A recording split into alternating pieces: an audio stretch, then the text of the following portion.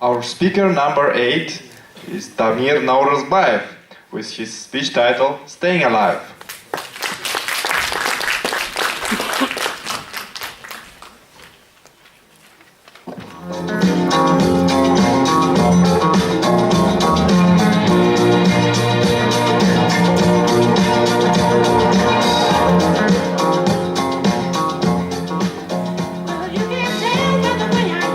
That was 10. And you need to push 20 more times and breathe in 2 times into the mouth of a person to whom you ran the first 8.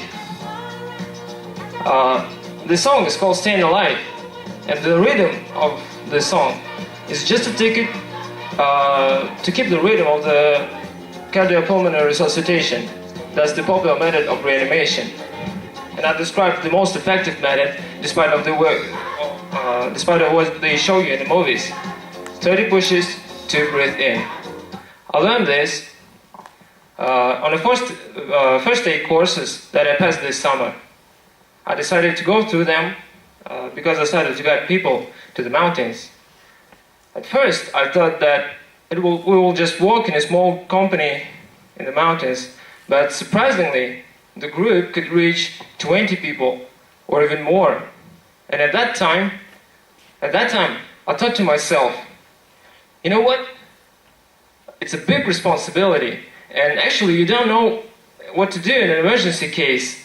After all, in the mountains, you can't count on the rapid help of a rescue service, so you can act clearly and quickly, but you can't if you're not prepared.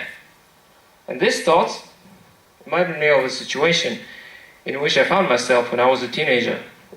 That was a wonderful summer day. Together with my uncle, we rode a car through a track about 50 kilometers from the city. This road was quite narrow, only 2 cars could pass it together at one time. And the traffic was very intense.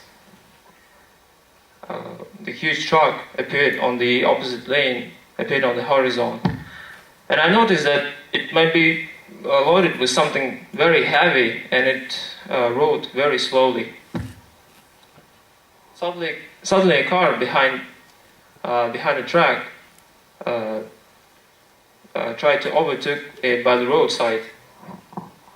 It moved very quickly, and soon it overtook the truck, and obviously the driver just reached the speed limit at this section.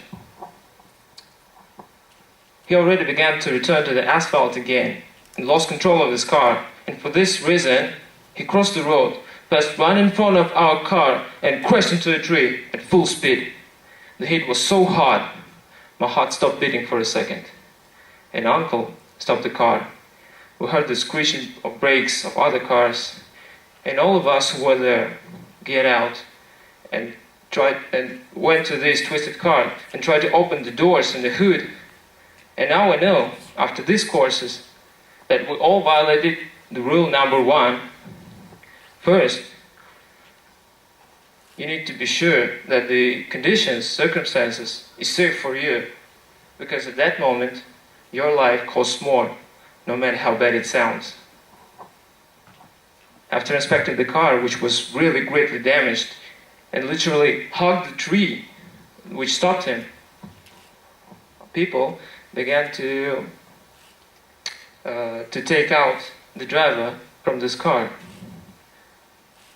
from this iron trap in which he caught himself.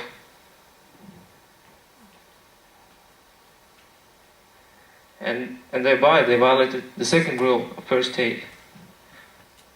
You need to assess the state of a person to whom you render first aid, because before you move him or do anything else. For example, if his spine got damaged, pull him out of the car. You can easily deprive the hope that he will walk again, ever.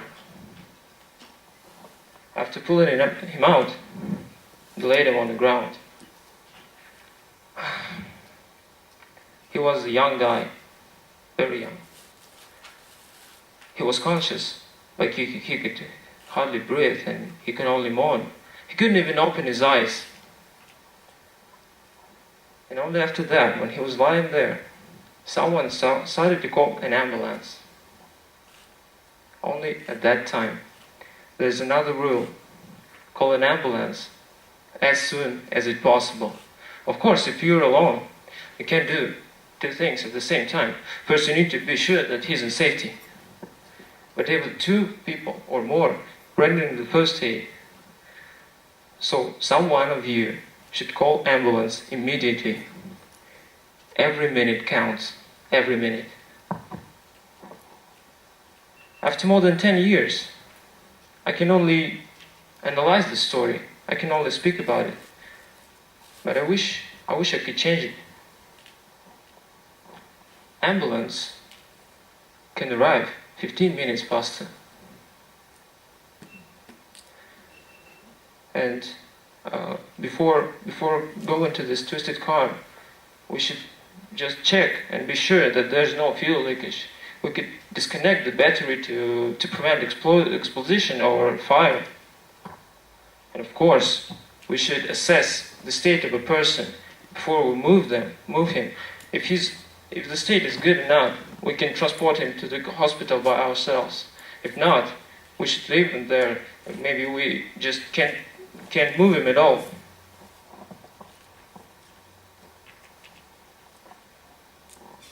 Then Uncle said, he told me to go to the car, so we'll never know how the story ends. But I really hope that the hero of my story is alive now. He stayed alive.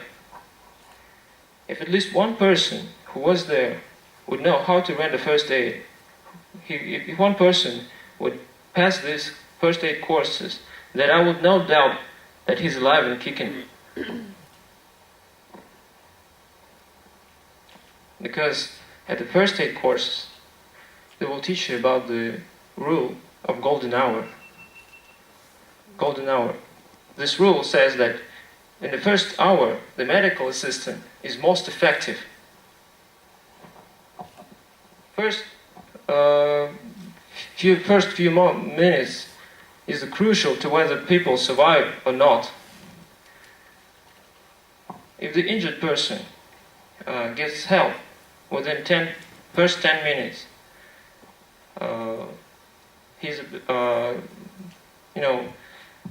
he will stay alive, and it's 90% that he will stay alive.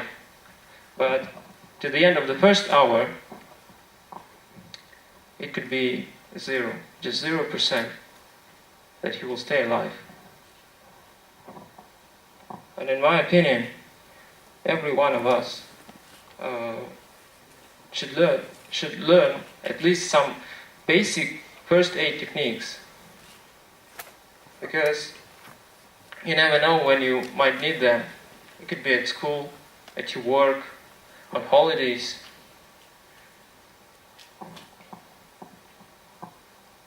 And first aid techniques and first aid courses is very important for us in Almaty, because Almaty is a city with a lot of potential hazards. Located at the bottom of the mountains, every year Almaty is in danger of earthquakes, mud flows, avalanches. And beside of these disasters, there are a lot of illness and injuries around us every day.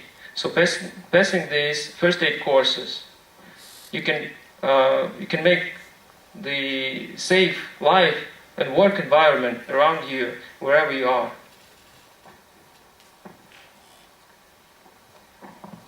And whether it's a minor accident or the bigger one, first aid courses will bring you the convenience to act, confidence to act, because you could be the difference between life and death. Thank you. Give a round of applause.